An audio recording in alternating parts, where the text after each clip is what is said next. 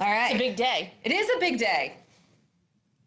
Do you want to tell them what it is? I think they probably already know if they're joining us today for a Lincoln program, but it's Lincoln's birthday. It's Lincoln's birthday. Does anyone know what age he would be today? You can throw that in the chat box if you want. He would be old. He would be very old. Yeah. That's our only clue. Yep. They didn't expect they were getting math today. Nope. Does anyone know what is... Oh, I see a hand. We have a hand in Fireside Academy. We got an answer too. And we've got some answers in the chat. Fireside. 210. They think 210. Yes. Perfect. 210 Excellent. years old. So happy 210th birthday, President Lincoln. Yay. All right. So when you think of President Lincoln, what are some places that you think of? If I said President Lincoln, what would be the places you would name? We've got hands up in Fireside Academy again. We have it.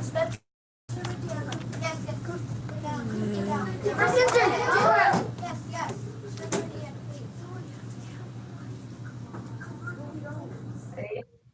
Any guesses? All right, in the chat box, I've got Spencer, Indiana. Interesting. Interesting. Indiana.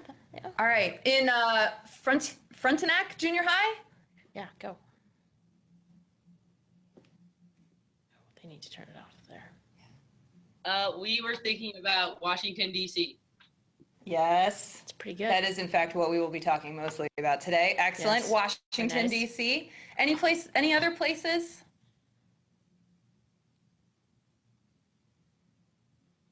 In Dexter High School? Springfield, Illinois. Springfield? Yeah, Springfield, Illinois. Excellent. What about, let's see, can we unmute Dexter? There we go. Dexter High School, go. Springfield, Illinois. Springfield, I think. Springfield, Illinois. Did You say it again? Yeah, excellent. Awesome. Okay, fabulous. Yeah. So Springfield, Illinois, because that's where he was before he came to Washington. Right. And of course, Washington, D.C. So places shape us, they inform us, and they matter a lot to us. And so I know we've got people joining us from all over the country today. So, all right, here is a map of the United States today. We've got our 50 states. Not block Florida. Excellent. So this is what the country looks like for us today, but this is what the country looked like for President Lincoln. So if you look really, I'm in the way again. If you look really closely, we've got some states look about the same, but some look really different, right? There's this whole area right here that all of the shapes are completely different, and that's because a lot of these were still territories. They weren't states yet. Let's see, we've got Virginia over here, right there. Virginia looks a little different. Does anyone know why? Why would Virginia look different in 1860 than it would today?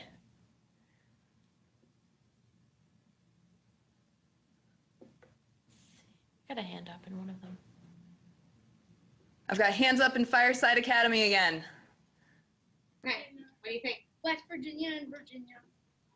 Yeah, because West Exactly. Virginia split from Virginia because of the Civil War. Excellent, very good. Yep. Okay, so a lot of you said Washington, D.C. when you think about President Lincoln. This is a map of Washington, D.C. today, but again, the Washington that President Lincoln came to was a lot different than what we have today.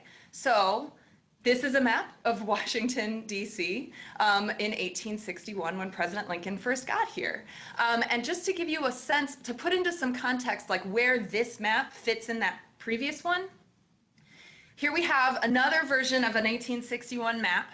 And in this one, you can see the diamond. So the original idea was for Washington, D.C. to be this, or for the District of Columbia to be this equilateral diamond. 10 by 10? 10 by 10, 10 miles by 10 miles. But Virginia took its land back here. So that's why we get that weird sort of goofy looking diamond. It goes this way, right? this way. And then, but you can see the city here, right? So all of these little black squares, that is downtown Washington. So that's Washington City. And then the District of Columbia is all of this land around it.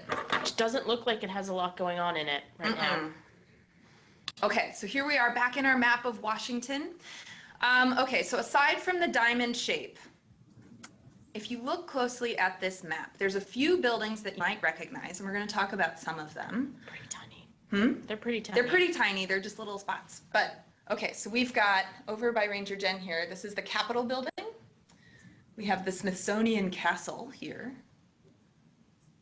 That's the White House. So this would be the National Mall. Can anyone tell me what's missing?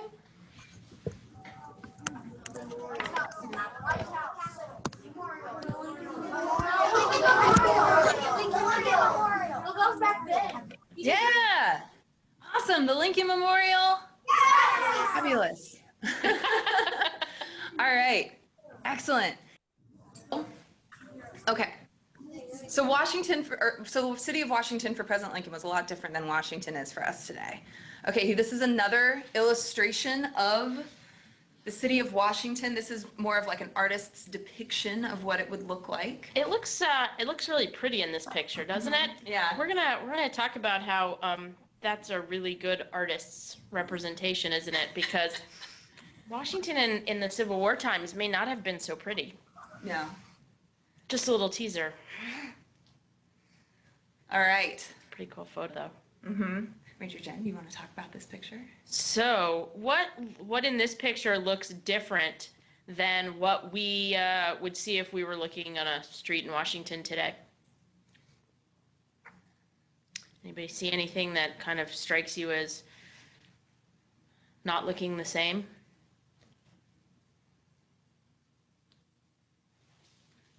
Do we have other people raising hands? What's that middle one? Oh, here comes somebody. Excellent. Dexter High School. Come on over. Go ahead. The road They're typing.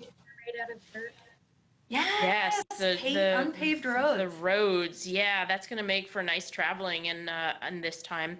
And of course, they're not driving fast cars at this time either. So you're going to have horses being the main mode of transportation.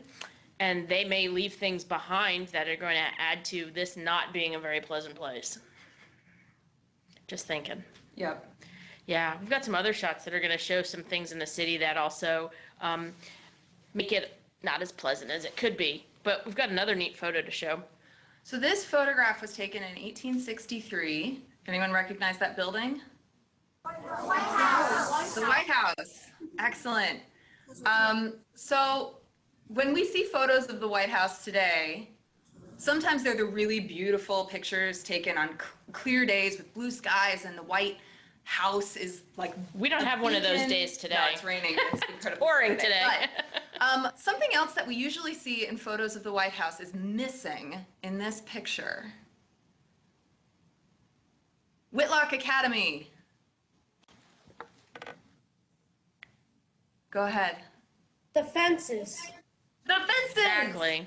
There are no fences around President Lincoln's White House. Believe it or not, when Mr. Lincoln was living in and working in the White House, any citizen could wake up in the morning, go to the White House, knock on the door, and get to see the president. It's amazing. Can we do that today? No. Nope. Not in the least. Not exactly. Nope. All right. Okay. Here we are. We've got another picture of downtown Washington, D.C. As President Lincoln might have seen it. There's a really big building in the background that's rather significant. Can anyone guess what that is? Capitol. It's the Capitol building. There you go. Excellent. Good eyes, everybody. But what's going on with the Capitol building? This isn't the same Capitol we recognize today, quite. Construction. Yeah, it's under construction. Excellent. So when President Lincoln came to Washington in 1861 and he delivered his first inaugural address, so he took the oath of office and gave his first inaugural address, he did so in front of an unfinished Capitol dome. All right. Here's another view. All right, here we're getting into what Ranger Jen was talking about.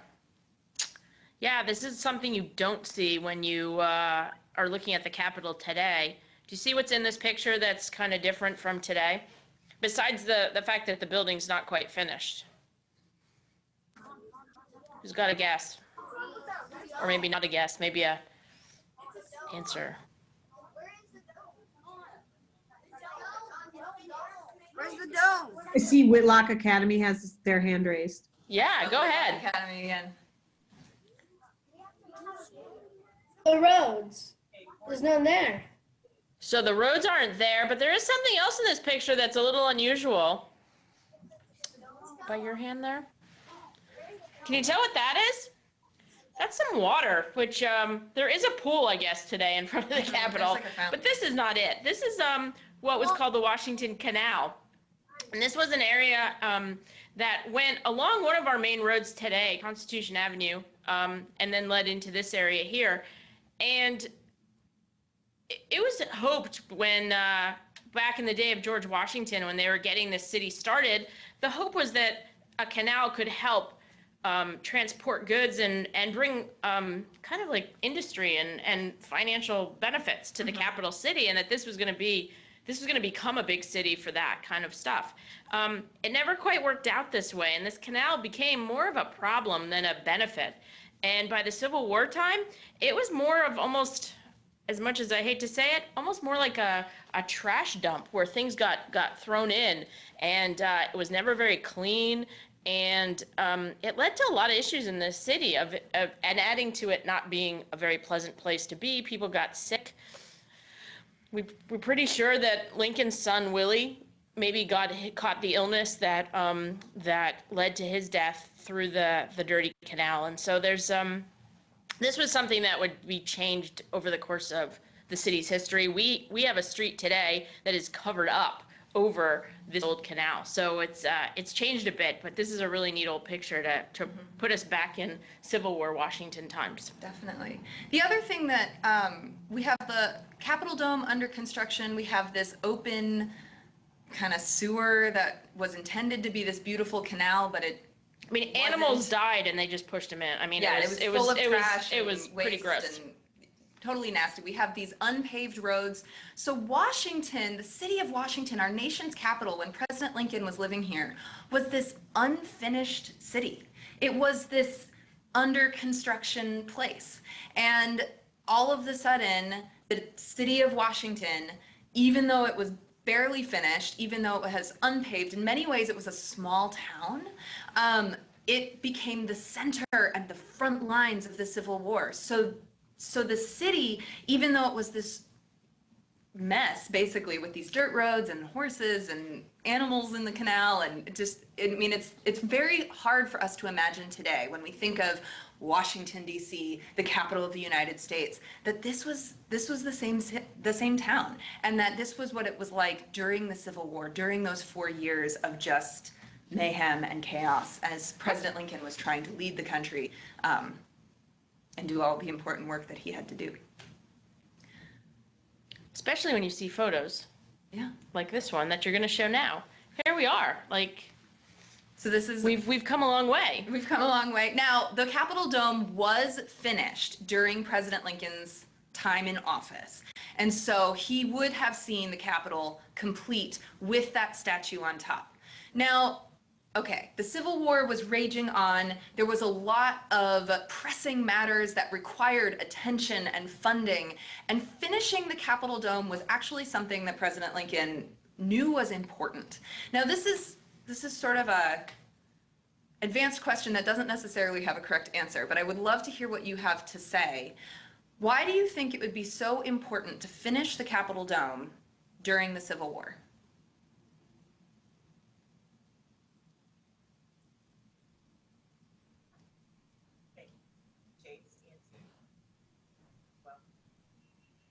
Do I hear somebody? Come forward if you've got a thought. I think Fireside's got some hands up. Fireside Academy, hands up in the front.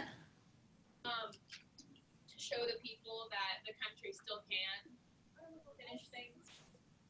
Yeah, exactly right. It's very important to Lincoln that dome represent the nation and unity of the country and getting it all back together. And as you'll see in some of the other pictures that we show you, you can see the Capitol dome from everywhere in Washington, and even in parts of Maryland and parts of Virginia. So everyone looking into the city of Washington, seeing the view of the capital city, the capital of the United States, to see that finished dome, to see that symbol of confidence and permanence and that symbol of federal government was really important, and Lincoln knew that.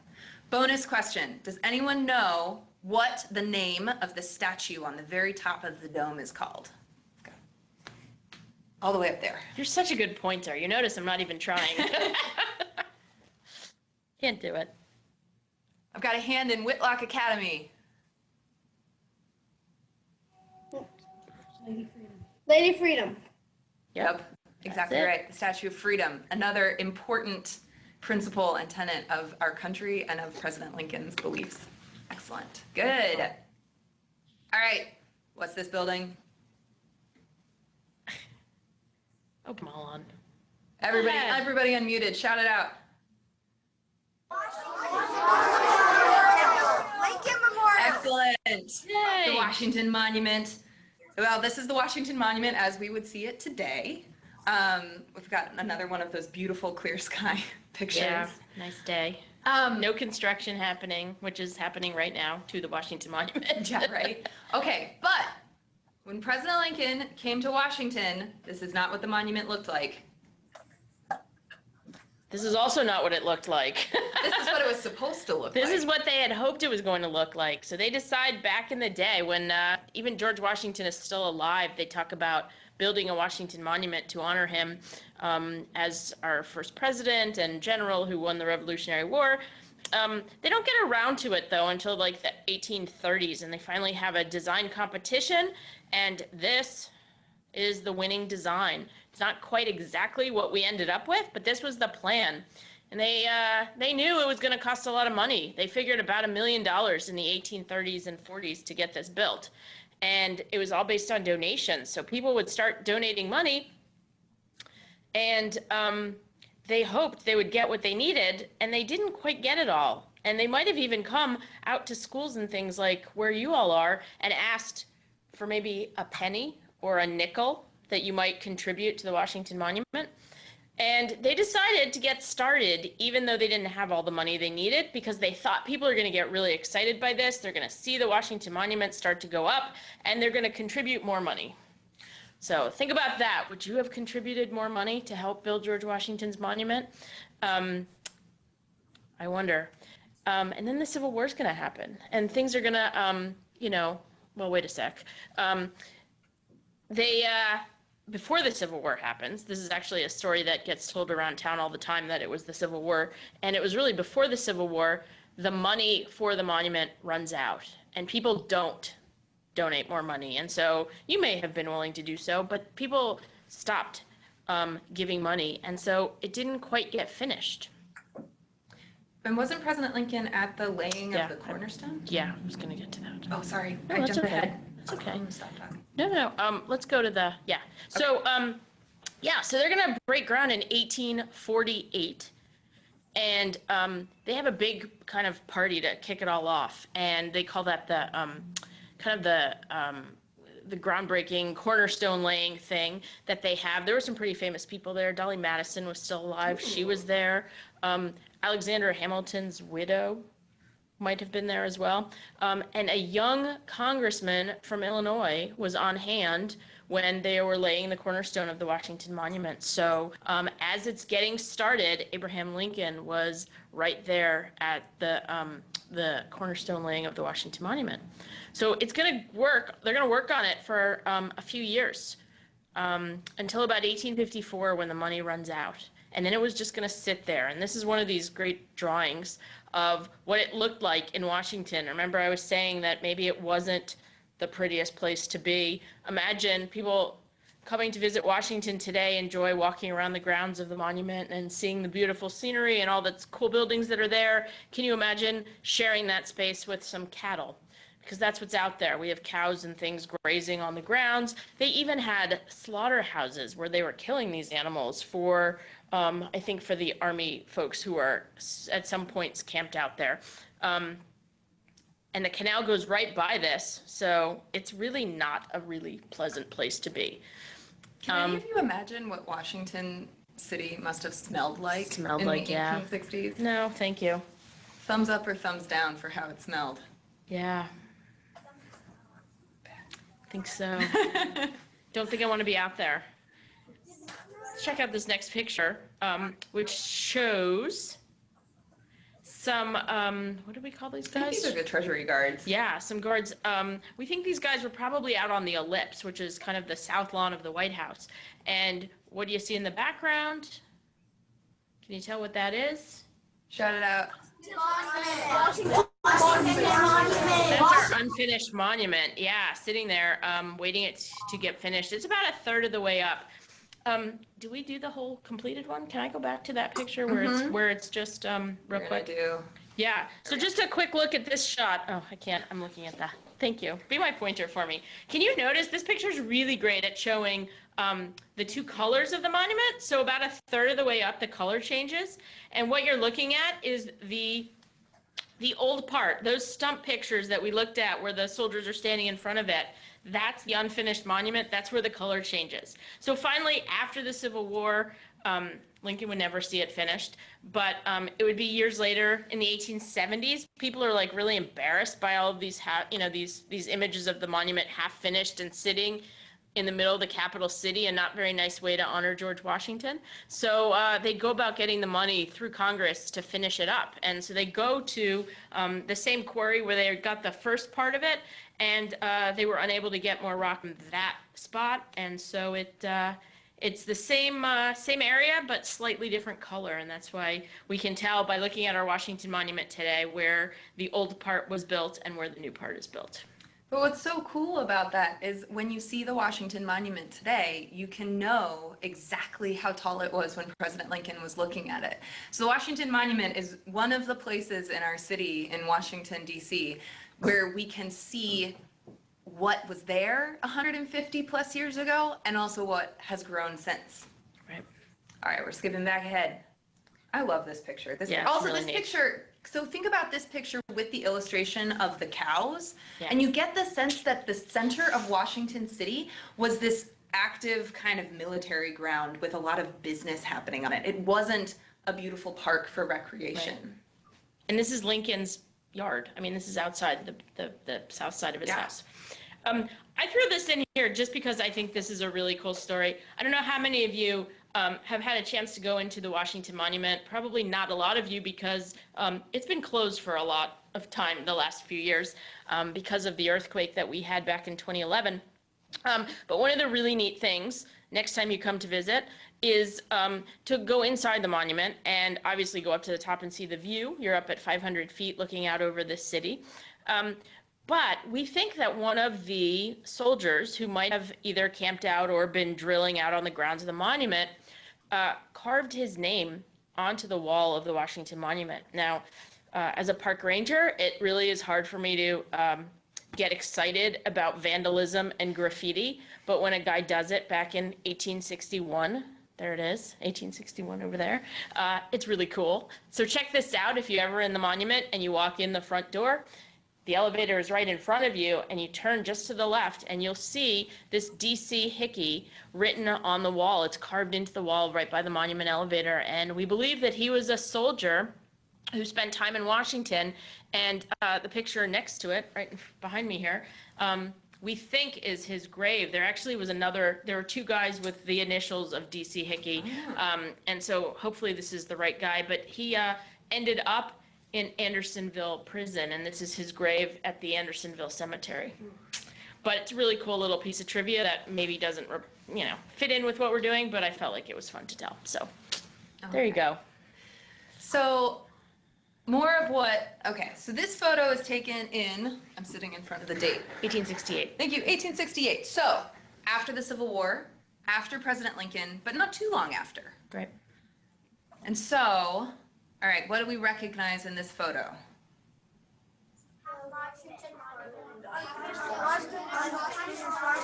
Monument. Monument, and it's Still not still finished. unfinished, right? Okay, good. So what that means is this is the National Mall. So we don't have those soldiers, we don't have those cows anymore, but this is what the National Mall looked like. That's where all the Smithsonian's are today. Let's see, so the White House is gonna be over above Ranger Jen somewhere. So that's what that downtown area of Washington looked like. Did you say the White House? Am I wrong? I thought the White House was on that side, but that's okay. Oh, Let's go. Maybe I'm We'll have flipping it to around. confirm. Yes. Okay, Back to the map. go back to the map. Oh, All no, right. no, to that. Yeah. Or we can pop around. Okay, so what we were looking at, we had, let's see, there is the Washington Monument, teeny weeny right there, unfinished. And what we saw behind it in that picture, what's that all look like over there? Water. Water, right? Okay, excellent. So what we saw there was, I'm very disoriented, the Potomac River. Excellent, okay. So the Potomac River back in President Lincoln's day came all the way up to the Washington Monument. And that's not how it is today. No, look how close the water is to the White House. I know I'm going to mess this up. But yeah, I mean, yeah, here. There's the White House. And then the water is like almost in the yard, like almost. Yeah, that's not how it is today. And remember the canal we showed you the picture of earlier? Yeah. So the canal is Right up there. there. Yep. And it goes all the way up to the grounds of the Capitol building. So it goes all the way right through the heart of downtown Washington City and straight into the Potomac River. Gross. Yeah, gross. Yeah, gross. So yeah, this is going to change because it was so gross. And because if anybody's been to Washington, particularly in the summertime, it gets really hot and stuffy. And this area where the river is was not a really pleasant place to be. It's very close to the canal, and it was just, folks started thinking that maybe there was a better option for this. Like maybe we could do something to make this not so unpleasant. And they decided to go about changing the land a little bit with a project known as the Land Reclamation Project, which I know is a lot of big words, but basically it meant we dug up the river. It wasn't very deep. All of that big wide space wasn't very deep. So they decided to dig it deeper and then take what they dug and fill it in. I equate it with being at the beach, right? If you've ever dug a hole at the beach, you're digging your hole, you get all that sand you've dug, and then you fling it over and you end up with this big pile of sand. That's what we did with this area downtown. We took the river, we made it deeper, not as wide because we filled it in with the dirt we dug. Does that make sense? Are you with me? I'm with you. Cool, thanks. You've heard this before. So once we do that, now we've created all of this land in downtown Washington. And So that's all of this area here. yeah, it's all been filled in now. It's a pretty cool map. And our river's narrower, but we've got more land. And now we really should do something special with it. And in the wake of President Lincoln's death, he was the obvious choice to be memorialized. And this is how we end up with our Lincoln Memorial. And I noticed someone mentioned it. When you think of Lincoln, you think of the Lincoln Memorial as a place to go visit. This is one of my favorite shots of the construction of it all. And if you've been to Lincoln or you've seen pictures of it and you wondered why you had to go up so many steps, check out that foundation underneath. It's pretty sturdy, this deep part here. And it has to be because it's on land that was once part of the river. So we got to make sure it's sturdy. And so that's why you go up all those steps. And it's a really neat experience to go up there and see that statue of Lincoln. If you've got really sharp eyes, you might be able to tell off to your side, there's another monument in the distance. So we see the finished Washington Monument. This is the early 1900s when this Lincoln Memorial is getting built. It's very cool who was here when this memorial opened. The guy in the center is President Warren Harding. The guy on the left, your left, is Chief Justice of the Supreme Court, William Howard Taft. And the guy on the right with the beard is President Lincoln's only surviving son, Robert Lincoln. And so he is there when they dedicate the memorial to his father. Can you imagine that? He was almost 80 years old.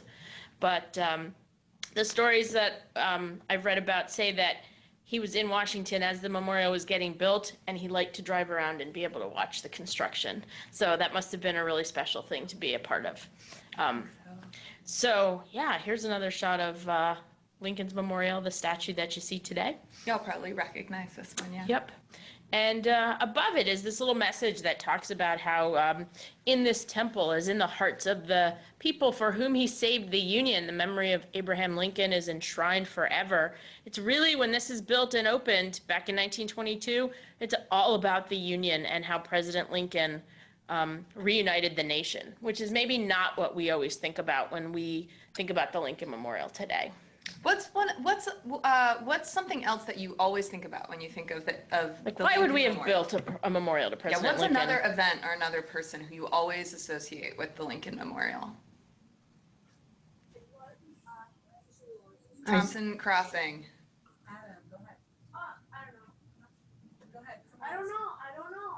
I heard and I don't know. Okay, does someone know? You can pass it off. Fireside Academy and Whitlock Academy. Fireside Academy. Ford's Theater. Ford's Theater. All right, excellent. Well, we're just up the street. We're going to get there in a minute. What about the Lincoln Memorial? Any other people that you think about with the Lincoln Memorial? Whitlock. How about we go to Academy. Whitlock Academy? The freed slaves. Yeah, emancipation, the end of slavery. Sure, that was an idea. Boy, when we think about President Lincoln, that's what we think about often, about remembering him.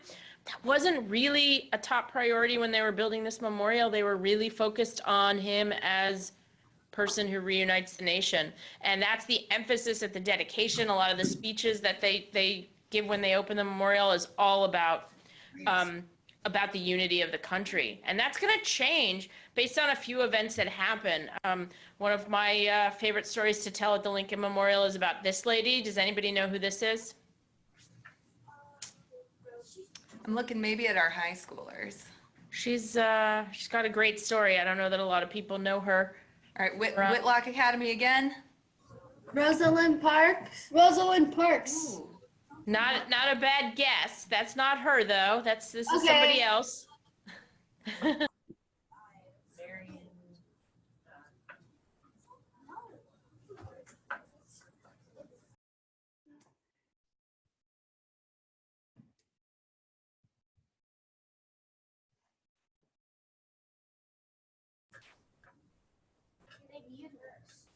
They didn't.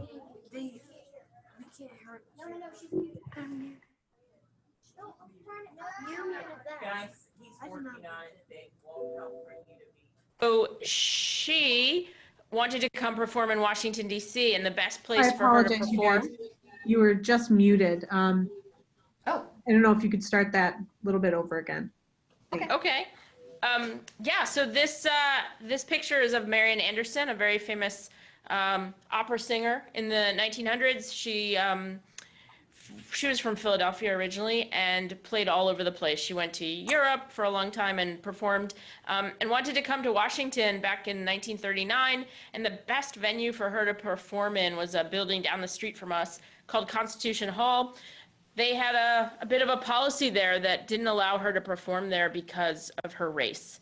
And when the Secretary of the Interior and the First Lady heard about this, at the time it was Eleanor Roosevelt, they offered up to her the steps of the Lincoln Memorial for her to perform there. And so 75,000 people from all over came out of all races to hear Marian Anderson sing on the steps. And the song she opened up with was My Country 'Tis of Thee, which is what? patriotic. Yeah, a really neat spot and a neat song. And look at, there's a piano out there on the steps. And this was just a really, this starts to kind of see the trend where people maybe are thinking more about Lincoln, the guy who helped free slaves, and not just about unity of country, but freedom for all. It's really going to take shape when this guy shows up. I'm sure you all know who he is. I bet we could yell out who that is. Awesome. Yes, Dr. Martin Luther King comes in 1963 as part of the March on Washington. He's going to give a very famous speech, the I Have a Dream speech. And personally, my favorite part of this picture, obviously Martin Luther King standing there, is very impressive. But perhaps you notice the fellow right here is also a park ranger, just like me. So that's kind of exciting to see that park rangers are right there when historic things are happening. Today, you can go be a part of this and put your feet right in the spot where Dr. King gave his speech. They marked it on the occasion of the 40th anniversary. So I always, when I'm taking students around the park, I always make sure we stop there, we put our feet there, we try and imagine what it would have been like to share your dream with 250,000 people. Can you imagine? Would you want to stand up there and speak in front of all of those people? Oh man, I would be quite nervous. I think I would too. So, so here's a photo taken from the top of the Washington Monument nowadays. So you can see we've got the Lincoln Memorial, we've got the World War II Memorial, Right. and all of this beautiful park that makes the National Mall today. So all of that Dr. has. King's Memorial too. I was looking for it. It's over there. Oh, excellent! Yeah, Dr. King's Memorial now in there too. Yeah. See, very well. So as you can see, the city of Washington has changed a tremendous amount since President Lincoln was there, and in a lot of ways it was so that we could remember him as well as all his legacy, the things he stood for, the things he worked towards, and all of the people who have done that work. Can I point one more thing out Yes. that he would be very pleased about? The bridge. Maybe it's closer to where you are, but do you see the Lincoln Memorial and the bridge behind it? That's known as the Memorial Bridge, and it links. When you're looking at the Potomac River that got much smaller when we did that land project, that bridge now links to Virginia. So this was very symbolic of the reunion aspect of it all. And Lincoln, being all about, reuniting the country, would be very pleased probably to have that bridge right there behind, connecting from his memorial to Virginia. So this is a really iconic place where we think about President Lincoln and where we remember him. There are some other places in Washington City that have been dedicated to President Lincoln since he was living here. This place, It's really cool. this is called Lincoln Hospital, and this is in Washington, D.C. If you look above my head here, right there, we've got the Capitol. So it's a finished Capitol dome here. So this is towards the end of the war, but we have Lincoln Hospital. So it's already named after President Lincoln, even during the Civil War. That's crazy. We have hospitals throughout Washington. We talked about the soldiers, we talked about the cattle. There were also hospitals because a lot of soldiers were getting wounded in battle. And so they got back to Washington and they had to be treated for their injuries. So Lincoln Hospital got turned into Lincoln Park. And so this is Lincoln Park today, this photo was taken in the 1930s. So this is Lincoln Park in the 1930s. You can see the Capitol, the Washington Monument, and way back in the teeny weeny corner, you need those super sharp eyes again, is the Lincoln Memorial finished. So this is a good aerial shot of downtown Washington, D.C. again. And this photo is actually one that I just took a couple summers ago. This is Lincoln Park close up, and in it is a memorial dedicated to President Lincoln. This memorial is called the Emancipation Memorial, and it memorializes President Lincoln, the great emancipator, the man who helped end slavery in this country. And this memorial actually was built before the Lincoln Memorial. This memorial was dedicated in 1876. So we've been working on how to remember President Lincoln in Washington And wasn't ever it since he was here. helped funded by The Freedmen's Bureau. Freedmen's Bureau? And Yeah. the Freedmen's Former- Bureau, former slaves Yep, so those were African Americans who raised money to build this. to build this and to honor President Lincoln. Okay. Ford's Theater. So Ford's Theater is another place that was here when President Lincoln was here. It's still standing today. And of course, President Lincoln came to Ford's Theater many times during his presidency. We think up to a dozen times because President Lincoln loved the theater. He didn't go to the movies. He didn't have TV. Those things didn't exist, right? There was no electricity. So a but way he to loved escape from plays. what you were Mhm. dealing with. So when he this loved was plays, he happening? loved to read plays, he could recite Shakespeare, he loved to go see comedy so that he could laugh. President Lincoln was known for his sense of humor. So he would come to Ford's Theater so that he could sort of escape a little bit and just have a moment to sort of be among the people.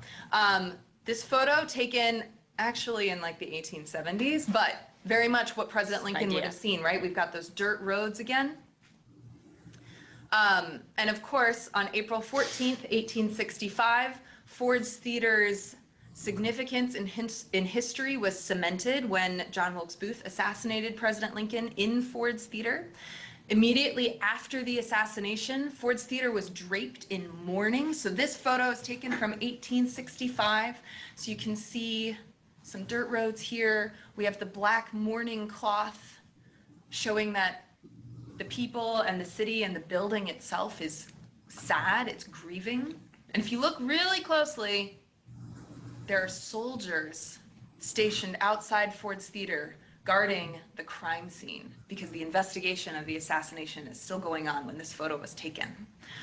So over the years, it's been 154 almost years since this happened. Ford's Theater has been restored. And so when you come to see Ford's Theater today, it looks almost exactly the same as how President Lincoln would have seen it. So this photograph was taken in 1865, right after the assassination. And that photograph is what the presidential box looks like today. So we've taken a lot of care to recreate this space so that we in Washington City today can visit Ford's Theater and really be in the place where President Lincoln used to be himself. So this is another photo. So the box is right above me. You've got the whole audience here, which means that the photographer was standing on stage. So this is what the actor's view would have looked like. And this is Ford's Theater today.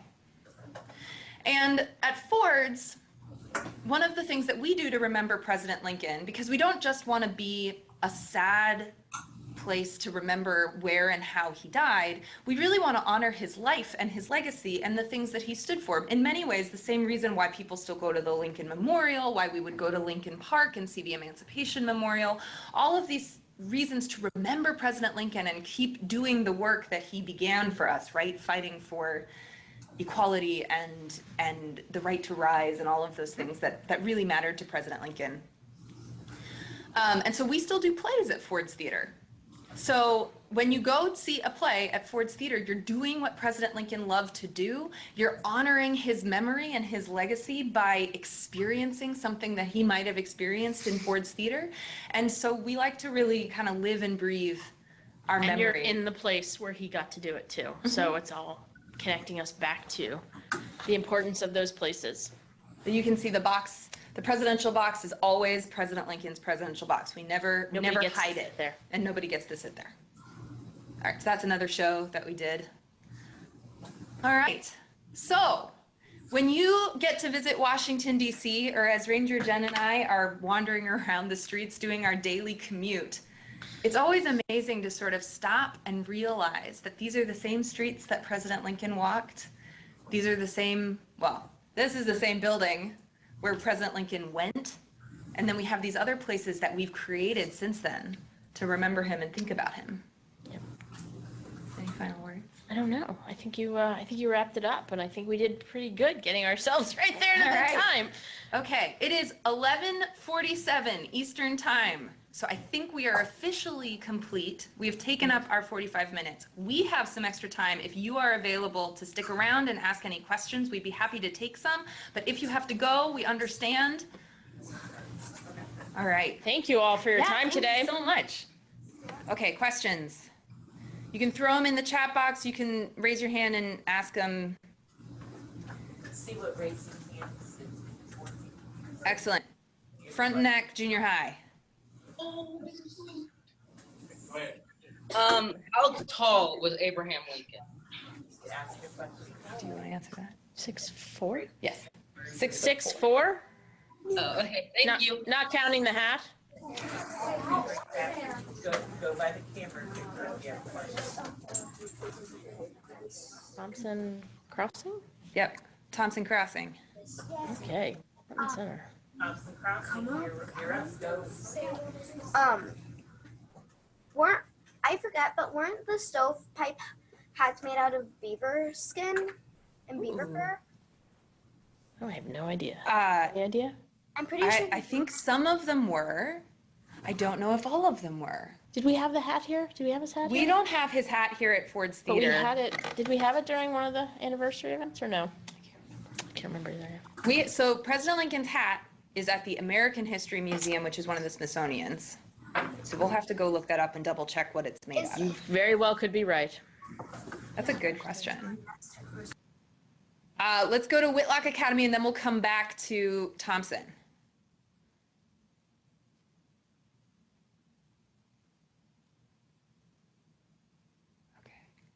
Okay. Wait. Okay. Whitlock Academy.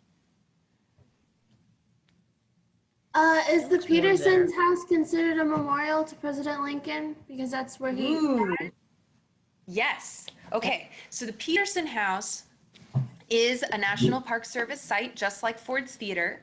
It is definitely considered part of the Ford's Theater campus and a place where we can remember President Lincoln. There is a plaque on the front of the Peterson House that says, "This is the house where President Lincoln died." And that plaque was actually put on that building before Ford's Theater was fully operational as a theater again in the 1960s. So the Peterson House has been a place where people have gone to remember and think about President Lincoln ever since he was assassinated and ever since he died there. And I don't think we told them this, but we are sitting right next door to the Peterson House. We are across the street from Ford's Theater, but we are right next door to the Peterson House in the building next door. It's pretty exciting. Great question. Okay, I said we were going to go back to Thompson Crossing, and then we'll go to Frontenac. How old was Abraham Lincoln when he was assassinated? He was 56. 56 years old. All right, Frontenac, junior high. Okay, What come kind back. of student was Abraham Lincoln in school? Sorry, can you go ahead? Can you say that again? Kind of student. What kind of student was Abraham Lincoln in school? That's a good question. Yeah, if only he had gone to school very much. He didn't go very often. He lived in pretty rural areas, and he had a father who wanted him helping with the farm work, and so it was really hard for him to go to school. He'd be pretty jealous of you guys who all have these nice schools to go to, and what did he say? He added up all the time. He thought it was about a year that he went to school. So he really loved to read, and he really taught himself everything he learned. But yeah, he didn't do a lot of classroom time like you all do. So I don't know what kind of student he would have been. I don't know, yeah. He was very curious and very ambitious and very self-driven. Yeah, don't know. Good question. All right.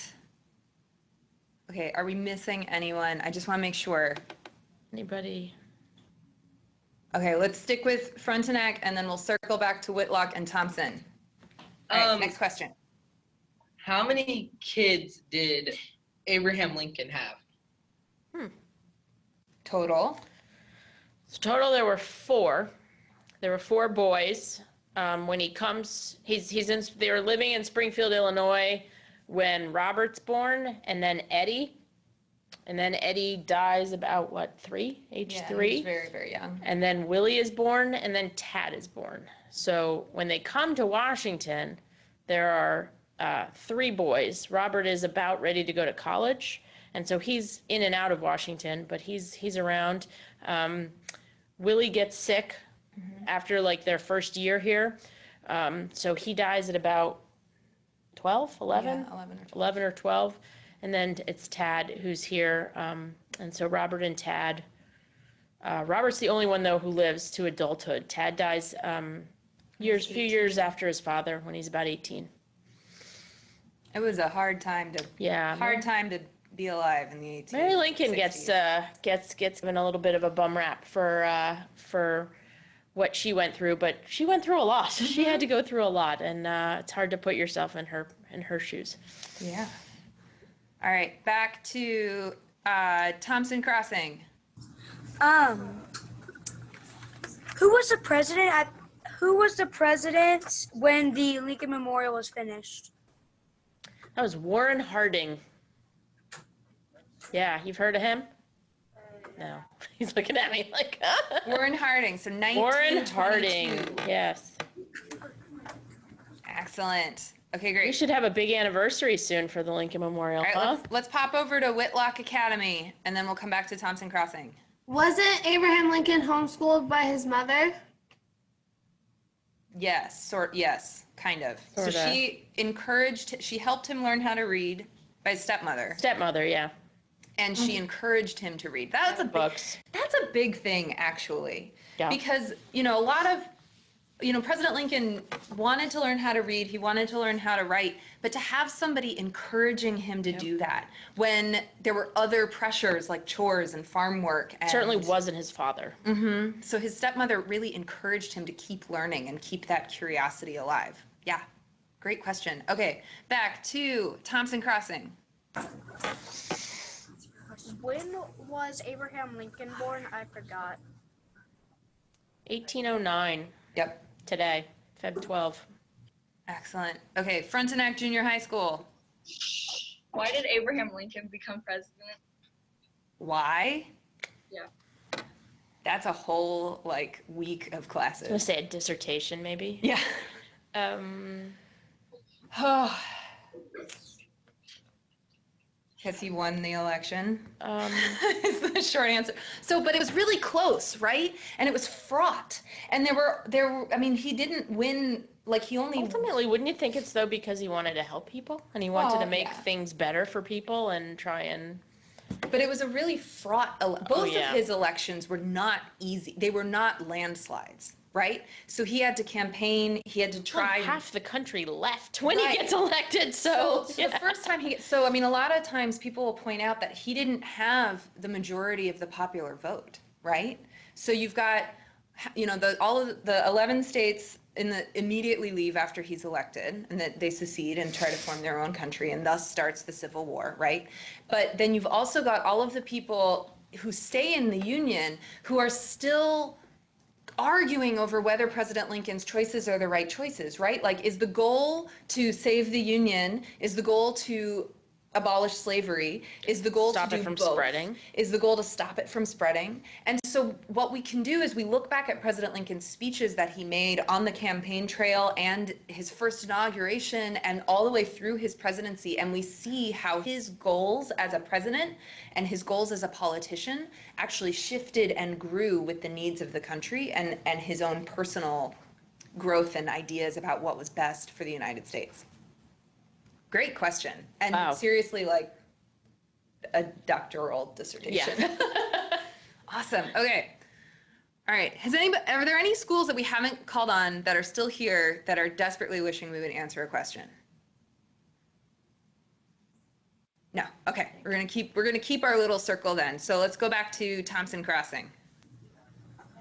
Where in Kentucky was Abraham Lincoln born? I don't know the answer to that. The town today is called Hodgenville. That's where the national park site, the birthplace is. Hodgenville, Kentucky. Something like that. Cool. Okay, circling around. Let's go to. We've got a line Oh, did we forming lose there. Whitlock? Did they leave? Okay, we'll pop back over to Frontenac. Am I saying that right? I'm just trying to. It's Frontenac. Frontenac. Thank you. And did Abraham Lincoln have any pets? Yes. He did. He did. He had a bunch of pets. Abraham Lincoln loved animals. So they had a dog named Fido back in Illinois. They did not bring Fido with them to Washington, but there's a photograph of Fido. You know how like people, like dogs have Instagram? If Lincoln had Instagram, he would totally put his dog Fido on Instagram. I'm going to go ahead and say that. Okay. Because there's a picture of Fido. Their photography was brand new and they took a picture of Fido. Okay. Great. In Washington, he allowed his boys to have pet goats. I was going to say, I thought there was a goat, yeah. There's a couple goats. The goats were very important to the family. At one point, one of the goats got lost, and there's this letter from President Lincoln to his wife, like apologizing and being For losing the for goat? losing the goat and describing how the boys are distraught. But then the goat shows up in the garden at the White House Thank again. goodness. Anyway, and then they also had ponies and horses and all kinds of animals in and around the White House. Awesome, great question. Okay, circling back to Thompson.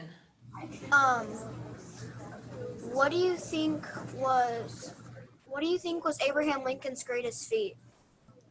Ooh. His greatest feat. Wow. I would say winning the Civil War while passing the 13th Amendment, which abolishes slavery through Ending slavery, yep. Congress before his death. Yeah. So being able to win the war and abolish slavery in this country. And of course, he couldn't do it alone, right? Right. But as the president, he was in charge of all of that. Yep. Okay, back to Frontenac. What did he do before he was president? What did he do before? Is that what you said? Yeah. He had taught himself to be a lawyer. Mm-hmm. And he served a term in the House of Representatives. And yeah, he traveled around, they called it, right, riding the circuit as a lawyer.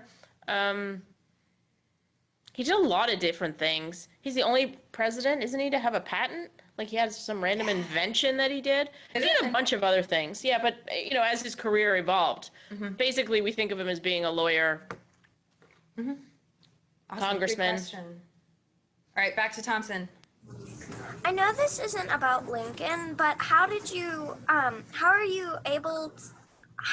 get to present this across from Ford's Theater? Awesome. You want to know about the technology, or you want to know about Why we're here? the two of us are doing it? How are you able to present there? Okay. So Is it because we're here? I mean, we are your building is so here. the office building that I work in the education department, and on a regular day when I'm not connecting via video, I will actually lead tours of school students here. I also work with teachers, and so I tell this story and I talk about President Lincoln and what Washington City was like during the Civil War all the time. Yep.